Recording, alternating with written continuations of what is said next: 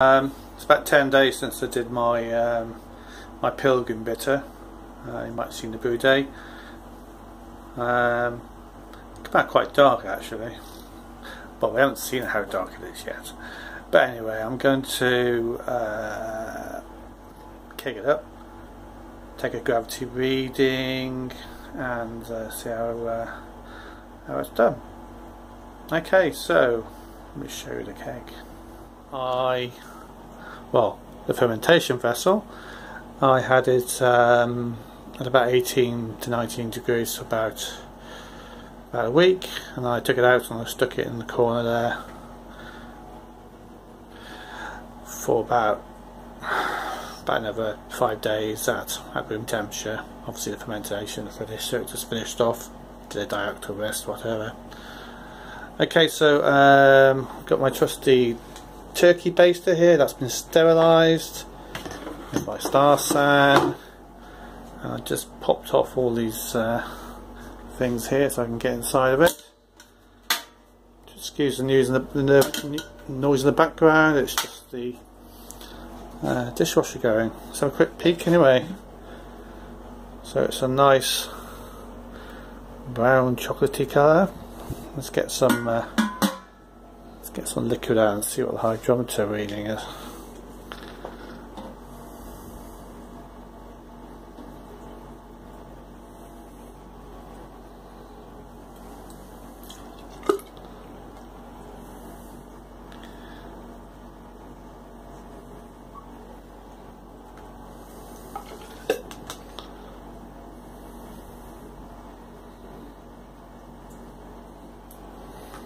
I can tell from here that it does actually smell quite nice.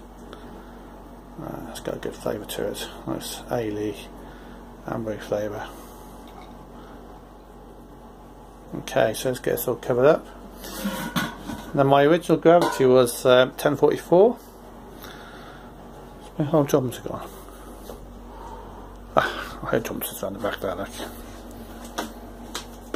So we're looking for something, hopefully, a final gravity of maybe about 10-15, because I did mash it quite high. Well, I'm not sure. Anyway, let's just see what happens.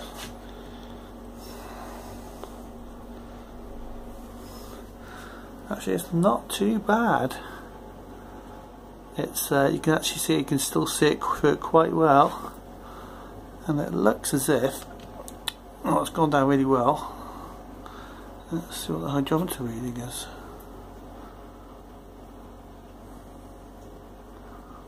That's 1010, maybe 1011. See if we can zoom in. Can't get a good shot of it, can we? Oh, there we go. Anyway, the black line is the bottom of the back. Well, the middle of the black line is, sorry, no, I might be, let's have a look.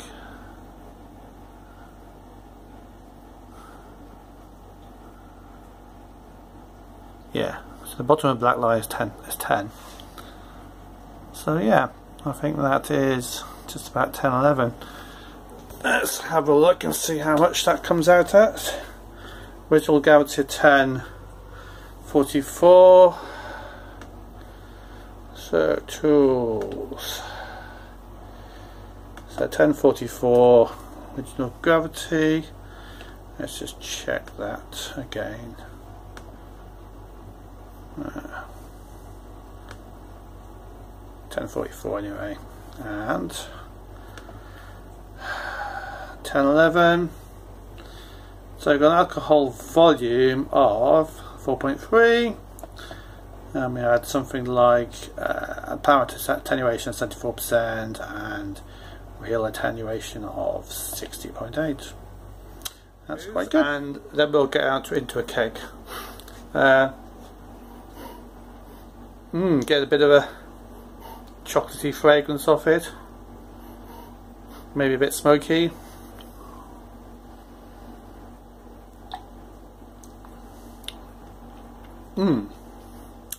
That is quite good.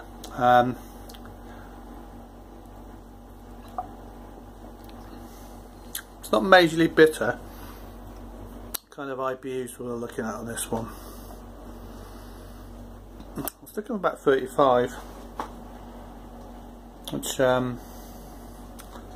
think I'm just used to my American pale ales and stuff like that.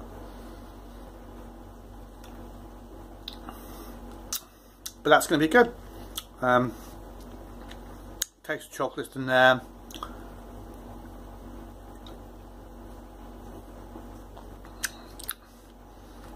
I don't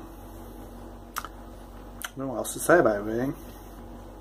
Taste of chocolate. I think it needs a bit of carbonation in there, a little bit. But I think it's going to turn out to be a nice beer. It's nice, nice strength. Exactly what I was looking for, and it's not. Looking for the look at the colour there. It's not too bad of colour as well. It's going to be. Let's see if you can see this. Yeah, so that's quite good. Looks a hell of a lot darker than I was making it the other week.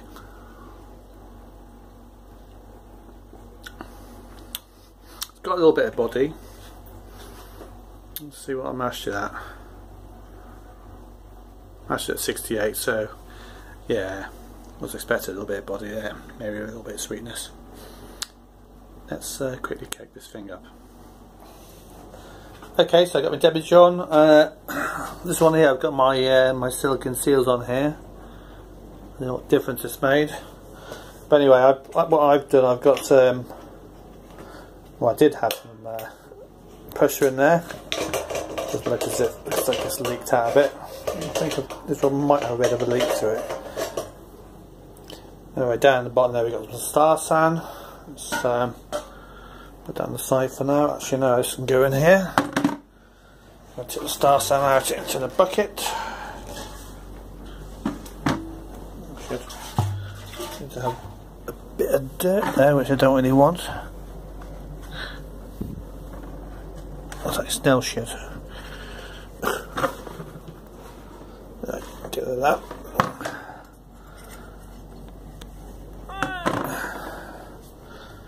I'm going to pour the try to pour the star sand in there. Oops, sorry about that.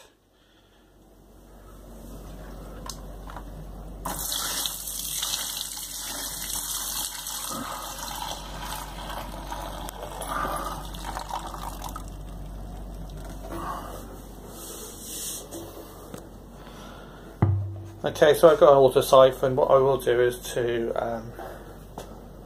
drain any excess star sand out of here back in there, and I'm going to put my water siphon there and actually use that water to do the sterilisation. And what I do generally find actually I have too much foam, so not so much foam in there this time, which I'm quite happy about. It becomes a hindrance because what happens, I try to, when I start filling it up, I can't actually see the bottom of the well, top of the beer, and what happens then, it actually goes above the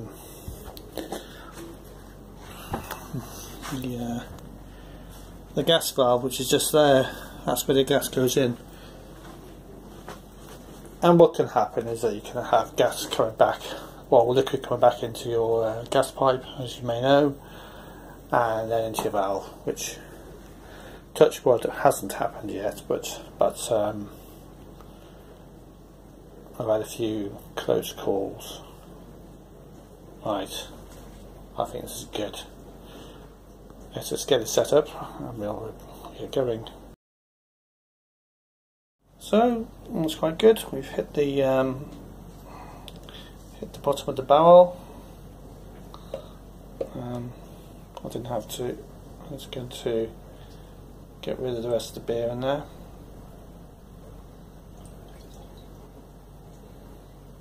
Do try not to oxygenate it too much.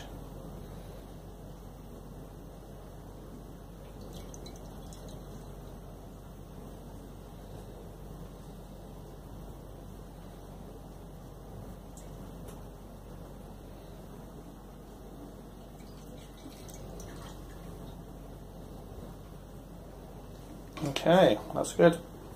Right, I want to actually harvest some of that yeast. It's quite good yeast, I think. But I'll put this over here out of the way for now, and I'll get the top on there, and then I'll just quickly gas it up and give it a good bit. So I popped this on about 115. No, 15 psi.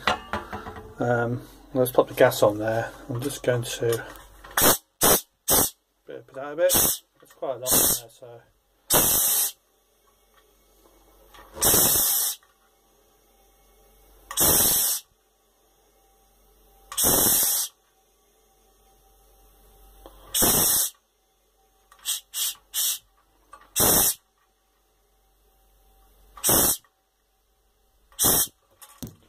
Okay, I just normally leave it on there for about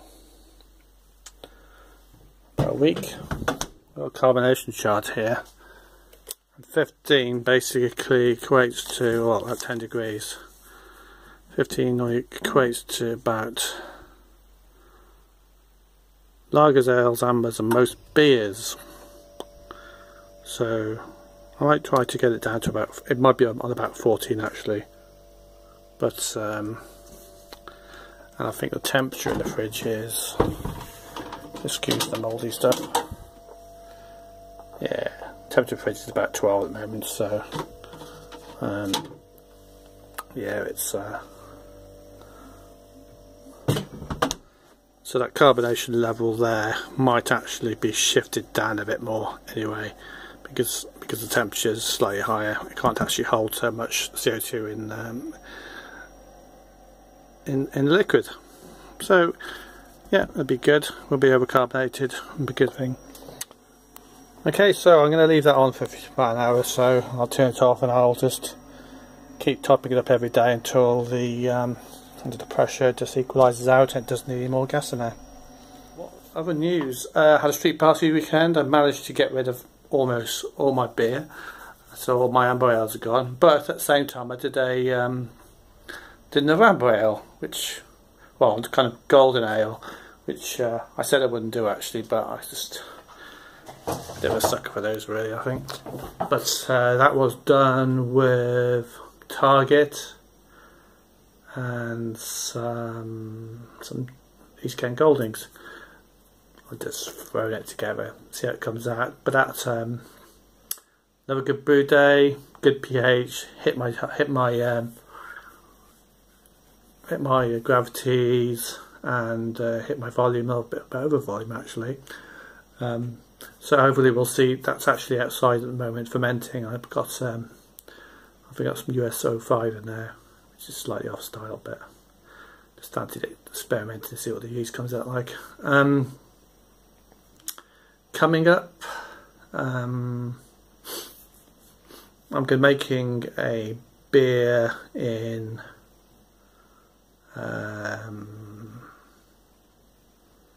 middle of this month. I'm away a bit in August, but I've got a wedding on the 20th, so I need to have it ready for then. But I think I'm going to make something light and sessionable. And also I think I've actually become the quartermaster of my local homebrew club. So we're just sorting out a bulk order of grain. I think I've managed to get about half a ton's worth of grain so far together on a list of stuff to get. But I had a quick chat to Warminster Maltings. They don't generally sell to homebrewers, but since we've all bundled together as a club and we can pay in bulk, not in little piecemeal bits, they've actually said yes, and they said they'd sell some parts of grain. They want to make money. They just want to sell. They don't want to faff around with small bits. So yeah, that's really good. Managing to get some. Well, this is with that. Some bags of well, bags of lager and Maris Otter and everything under £25, maybe even less than that. But yeah, same price as the breweries pay, which is really good. So that said, I still support my local homebrew shop, and I always like to buy it. And the local, also the online companies, I always buy all the other grains and stuff like that. And I always go out there and buy a bit of kit. It's always nice to have them there for those little bits that those things that you just need to have at short notice. But yeah, so hopefully at the end of this month we'll have quite a lot of grain in my hands. I'll take a picture of the pallet as it comes, so to give you an idea and make you all feel a bit maybe envious. Anyway, what other news? Oh, I managed to get a big growler. Hang on, I'll show it to you. Excuse while I amble around the house.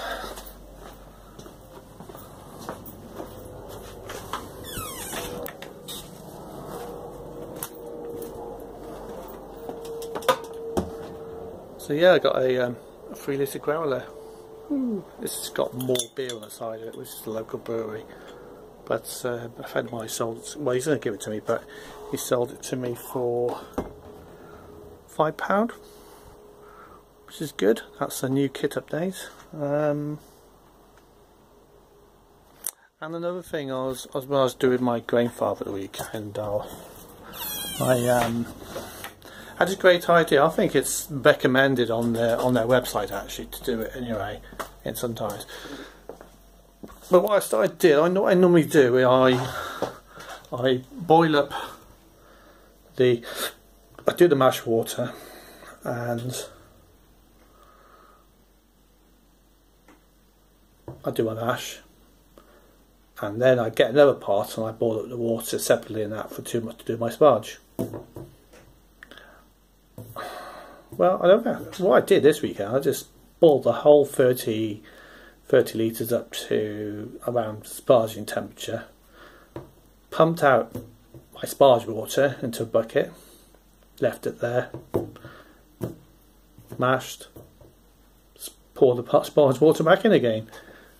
I mean, it might have lost a few degrees. I don't think it's lost that much, but that made my brew day really good. I even just used the container which I did my ferment in to stick the water in, so it's kind of like washed out as well with that. So I think that's the way I'm going to do things in the future. Always looking for ways to save time. RIP Strat. I didn't actually watch Strat much, but I did watch Paul Wickstein when in his day when he was going, and I know what the feeling is like. You get kind of attached to people, and I mean, obviously, anyway, condolences to his family, and I think I'll have to sit back and watch a few of his videos now. Shout out to the Tipsy Brewer. I think she's doing really well. I mean, I've only watched a couple of the videos, but she seems to know her stuff, and get in touch if you want a hand with anything. I'm happily knitting as well, actually, because the missus does a hell of a lot of knitting. She knows her stuff. She's a teacher on that. But I might show one of the videos to her, so she wants, if she likes it. Alright, this is going to be my kind of Homebrew Wednesday as well. Have a good week, and I will catch up with you all soon. Also, if you like my videos and you don't want to miss anything, click on subscribe, and also give us a thumbs up as well if you found this interesting or useful in any way or form. Also, I'm quickly getting through my beers up Europe. I had a Austrian beer the other day, and I had a smoky Italian beer, which was quite nice, but I had some bad guts a day later. I don't know whether that was anything to do with the smoky beer or not. I never really have any smoky beers. But anyway, bye bye. See you all next week. Or I'll see you next time. Bye.